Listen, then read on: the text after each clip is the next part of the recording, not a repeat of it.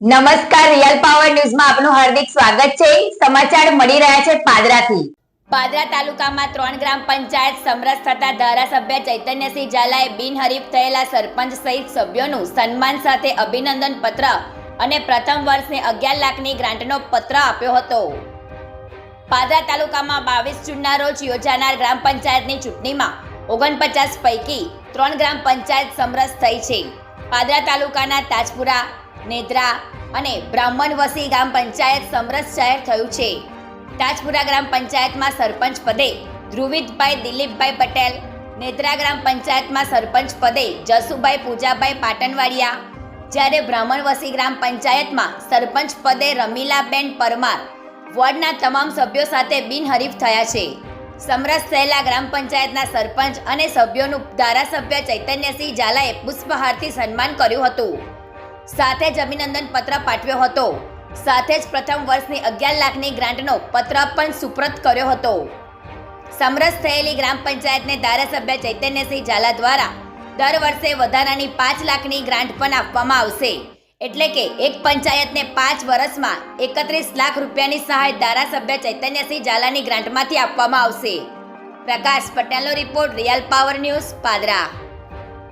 ગ્રામ પંચાયતની ચૂંટણીની શરૂઆત થઈ ચૂકી છે, ત્યારે મેં પાદરા વિધાનસભામાં આવતી ગ્રામ પંચાયતોની ચૂંટણી માટે સમરસ ગ્રામ પંચાયતો માટે ગ્રાન્ટની જાહેરાત કરી હતી કે જે પંચાયતો સમરસ પંચાયત હશે તેઓને 5 વર્ષ દરમિયાન હું 31 લાખ રૂપિયાની ગ્રાન્ટ અલગથી આપીશ, જેમાં રસ લઈને પાદરા તાલુકાની ઘણી બધી પંચાયતના ગ્રામજનોએ રસ દાખવ્યો હતો।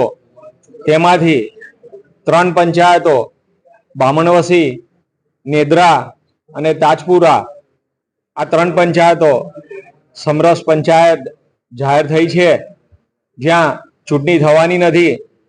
તેઓને આજ રોજ સરપંચશ્રીઓ અને સભ્યશ્રીઓને બોલાવીને મેં સન્માન કર્યું છે અને મારી જાહેરાત મુજબ રૂપિયા 11 લાખની ગ્રાન્ટનો લેટર મેં એમને આપ્યો છે અને આ કામ એ દિવાળી સુધીમાં પણ પૂરા કરી આપીશ, તેની પણ મેં બાહેધરી આપી છે।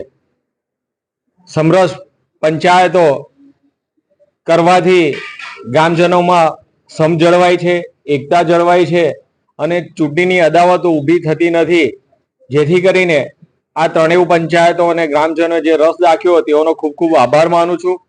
સાથે જે પંચાયતોમાં ચૂંટણી છે તે તમામ ઉમેદવારોને હું નમ્ર અપીલ કરવા માંગુ છું કે ચૂંટણી છે, ચૂંટણી તમે લડો, કાયદા મુજબ તમને લડવાનો અધિકાર છે જ, પરંતુ જ્યારે ચૂંટણી પૂરી થઈ જાય ત્યારે કોઈ દુશ્મની ન થાય અને ચૂંટણી ભૂલીને સૌ કોઈ ઉમેદવારો ભેગા થઈ ગામના વિકાસમાં, ગ્રામ પંચાયતના વિકાસમાં રસ દાખવે અને કોઈ દુશ્મનીઓ ના કરે, લડાઈ ઝઘડા ના કરે અને શાંતિપૂર્વક કાયદા મુજબ સૌ કોઈ ચૂંટણી પૂરી કરે, એવી સૌને નમ્ર અપીલ કરું છું।